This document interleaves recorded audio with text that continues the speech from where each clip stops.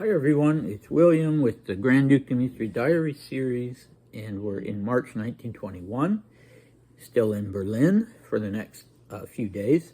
We're up to March 1921, and or 4th March 1921, we are dealing, yesterday, today, and again tomorrow, we're dealing with a procession of people coming to see Dmitri. So what do you do if the Tsar in exile or the prospective Tsar in exile comes to your town and you are yourself a monarchist in exile? Well, you try to get an audience with him. You try to go and see him.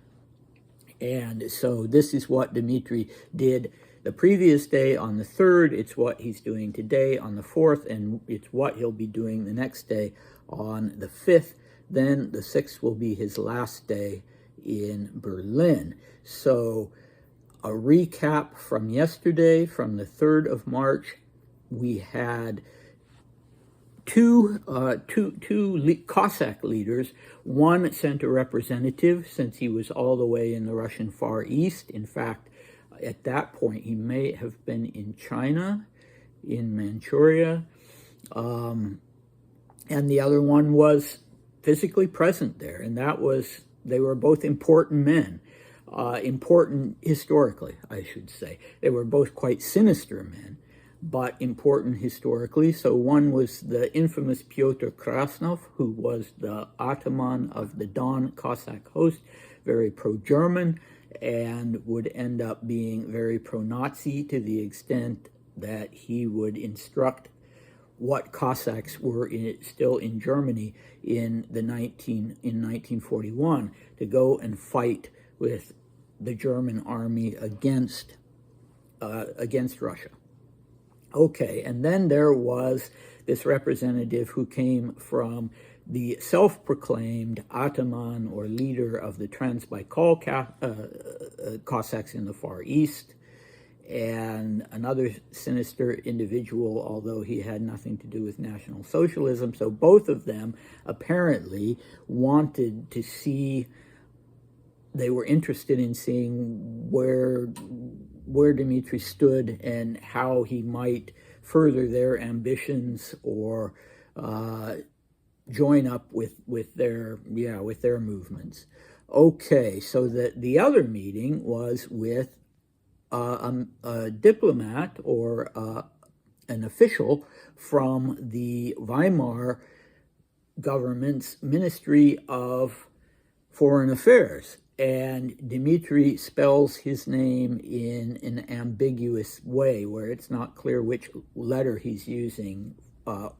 It's either Bluner or Blücher, and Bluner isn't really a name as far as I know. And one of the people who views these videos, Laura, very, very kindly sent me a tip that this was quite possibly a man called Wiepert von Blücher, who was indeed a diplomat and with the Foreign Office, the Weimar Foreign Office in Berlin at the time of Dmitri's visit, an aristocrat, and he very, very much fits the bill for the kind of person that, you know, if you were the head of the foreign ministry, the kind of person you would want to send to talk to a Grand Duke and to investigate what he's all about, if he's going to join up with any of these subversive groups, right-wing groups that are trying to overthrow the Weimar government, so on and so forth. So I was fascinated by that, and thanks to Laura's tip, I'm hoping that at some point I can look at the records, either remotely or in person in Berlin, and we already know something of how Dmitri assessed Blücher, but maybe we can also find out how Blücher assessed Dmitri. That would be fascinating, if this is indeed the man. So anyway, today's cast of characters, interestingly, includes 3 people who were jurists, who were trained in the law. And one is a Baron Taube, one is a Sherinsky-Shikhmetov, and one is a Maslenikov. Maslenikov's son is briefly mentioned, though he's not present. And then we have a very important general, General Arseniev.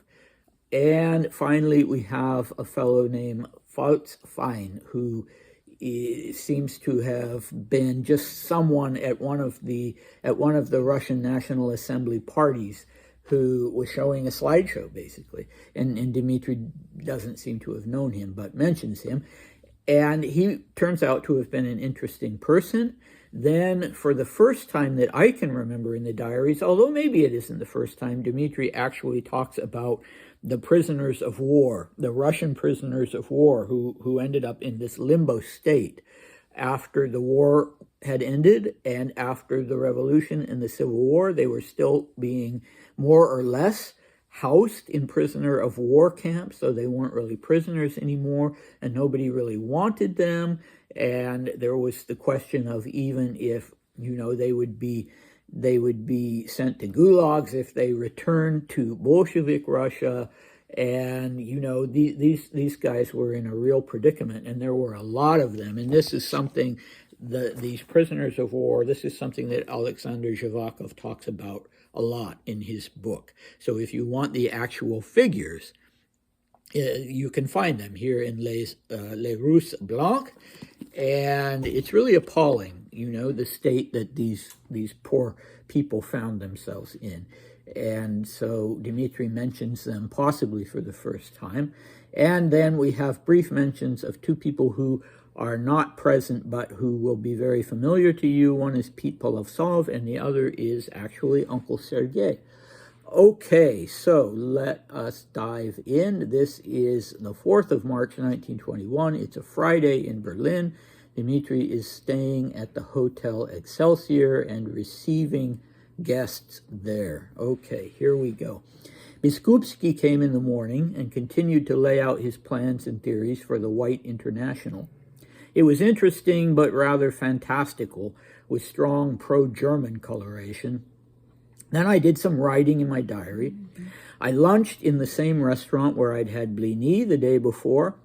In the afternoon, I was visited by Baron Taube, who is working with Markov and Biskupski. Then Kerensky-Shikhmatov came. I remember him from Moscow. He was an aide to Uncle Sergei in the Palestine Society. Around 4:30, a certain Maslenikov came, a former cadet who is now an ardent monarchist. He's the father of the Maslenikov who was with Pete Polovtsov in Tehran, acting as his adjutant. The last visitor was General Arseniev. He's organizing a military association and was extremely interesting. I invited him to dinner. We ate there at the hotel and then went back to the Russian National Assembly, which was hosting a party. Fein, the brother of the owner of Askania Nova, showed pictures of that estate on a screen. That was very interesting. Then there was supper. There were an awful lot of people, including ladies, and the party had a private character. Balalaika officers played. They were all former prisoners of war. They played marvelously. I impulsively bought them their instruments, which they still owed about 2,000 francs for. I got home around 3 o'clock. It was a very nice evening. Okay, so here we have the dilemma. When we have a mention of so many people who are people who are interesting and in their own way, some of them important, and what to do with that, because I on the one hand, I don't want the discussion of them to completely overwhelm the actual diary text, but on the other hand, if we don't talk about who they were, both in relation to Dmitri and as historical figures, then, what's the point, really, of even reading the diary text? So, okay, let's talk a bit about each of them. Now, Baron Mikhail Alexandrovich Taube was very much a big deal. He was in his early 50s at this time. He was a jurist, a trained lawyer, and a historian. He was an expert on international law and maritime law. He had been with the Ministry of Education in Russia, and he had been sent by the Tsar to be Russia's representative in The Hague. He was also a senator in Russia. He was appointed by the Tsar to be on the state council, despite the fact that he was very much a man of peace. Well, I shouldn't say despite the fact, because Nicholas was too. But, you know, then World War I happened, and he felt like he had to respond to that. So Baron Talbot was also a great supporter of culture. And interestingly, in Finland, after the revolution, when he'd gone to Finland, he became the Minister of Foreign Affairs in the Russian government in exile in Finland. And the leader of that Russian government in exile at that time was no other than Trepov, this man whose group Dmitri joined in Paris, and you've heard about him in past in past videos. So in the 1930s, Baron Talbot would become the primary legal consultant to Kirill. So, you know, from what we're hearing about him here, it sounds like he is kind of more on the liberal side, working with Trepov and that sort of thing, but he was actually quite conservative. He wasn't an extremist. So these men who are coming to visit Dmitri today are not extremists, and there were a lot of conservative white Russian emigres in Berlin who were not extremists, who had nothing to do with the National Socialists, but they were, you know, they were conservative. And in the case of someone like Baron Talbot, obviously of Baltic German and Swedish background, you know, he undoubtedly spoke German, and it was closer to his family culture, you could say, than France would be, although Dmitri gives a Paris address for him.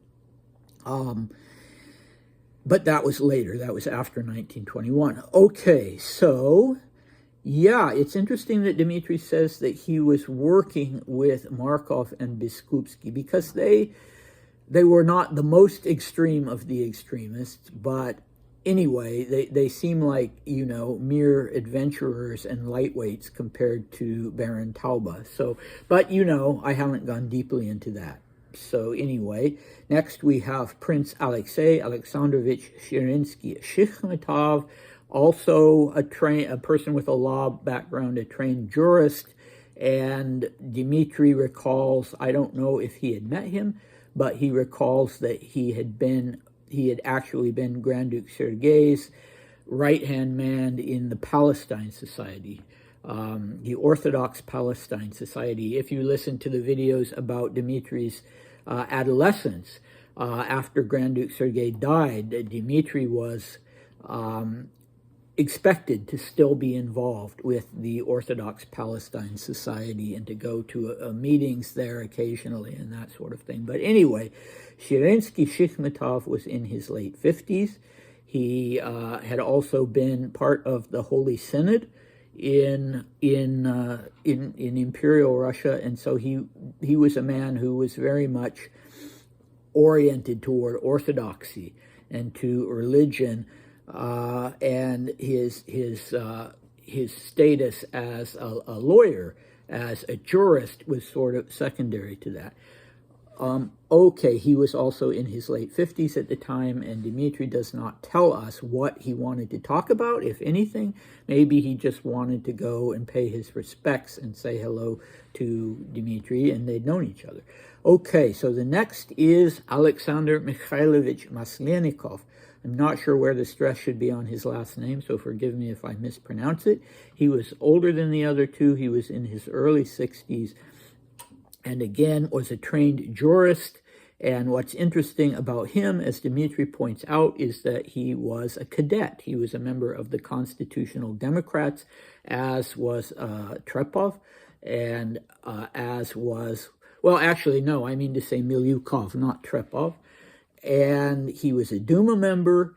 He was in immigration. He shifted slightly and became, instead of a constitutional Democrat, became a constitutional monarchist, and was there in Berlin, and would in fact be voted onto the Supreme Monarchist Council, which would be established at the Reichenhall conference in Austria in May 1921, so coming right up. And again, this was by no means exclusively extremists at Reichenhall. Insofar as Markov too was ahead of it, and he was, he went back to the Black Hundreds and the extreme right wing in Imperial Russia, but the Supreme Monarchist Council was not made up entirely of extremists, and Maslenikov, this cadet turned constitutional monarchist, would be on the Supreme Monarchist Council specifically as a constitutional monarchist and supporting that point of view. Okay, so the next mention is of his son, who was Dmitri's age and who also went to the same cavalry academy, the Nikolai Cavalry School that Dmitri went to. And finally, the one who interests Dmitri the most is General Yevgeny Konstantinovich Arseniev, who was quite a young man. He was in his 40s at that time, but very accomplished. He had been at the cavalry school. I think he had been an instructor, actually. He'd been a member of the suite, a Fliegel adjutant in Nicholas II's suite. He'd commanded a division under General Yudenich during the Civil War. And Dmitri says that he is, he's organizing a military association. Well, in fact, he'd already founded this military association in 1920. He founded the Union of Officers of the Russian Army and Navy. And so he'd founded it, but I'm sure Dmitri is right that it was still being sort of organized at this point. He was not an extremist. In 1934, he would become the director of the Union of Cavaliers of St. George, an organization that Dmitri would belong to in France, because Dmitri himself had won the Order of St. George. And he wrote a book, The Russian Army During the Great War, which I have never read, but, he's an impressive fellow. And he was a real career military man. He'd been with the Russian contingent in the Boxer Rebellion that had went to China, and he had been a volunteer in the Russo-Japanese War. And then in 1917, before the Bolshevik takeover, he had been the commander of the Guards Cavalry Corps, and during the First World War, he had commanded cavalry divisions. So, it's undoubtedly Dmitri found him very interesting, and I'm sure was interested in this organization, the Union of Officers of the Russian Army and Navy, although I don't know if he joined it or not. So finally, we have Vladimir Eduardovich Faltzfein, and he's not such an important person himself, but his brother, Friedrich Faltzfein, again, a person of German origin, but, a Russian citizen, had founded this. Dmitri calls it an estate, but what it was a nature reserve. Just an absolutely incredible nature preserve in Ukraine called Askania Nova, that was, created to pristinely sort of represent the wildlife, the flora and fauna that you had on the Russian steppes in a protected environment. And, have a look at the English language or Russian language, if you read Russian, or whatever language, Wikipedia entry on Askania Nova. But I warn you that it will just make you sick when you find out what has happened since 2022 to Askania Nova, and what has happened to the animals. It's just appalling, I don't want to compare it to what has happened to the people in this conflict in Ukraine, but it's also just absolutely heartbreaking and appalling. Anyway, so that's it for our cast of characters today. And except, oh no, that's not it, because we've already talked about the prisoners of war, but what about these balalaika players? So these were former prisoners of war, Dmitri says. They had not been forced back to Russia. Clearly, some of the former prisoners of war had gone voluntarily or had been forced back, but these balalaika players not. And I'm sure Dmitri sympathized with them because he himself had been a balalaika player. He seems to have shifted more to the guitar.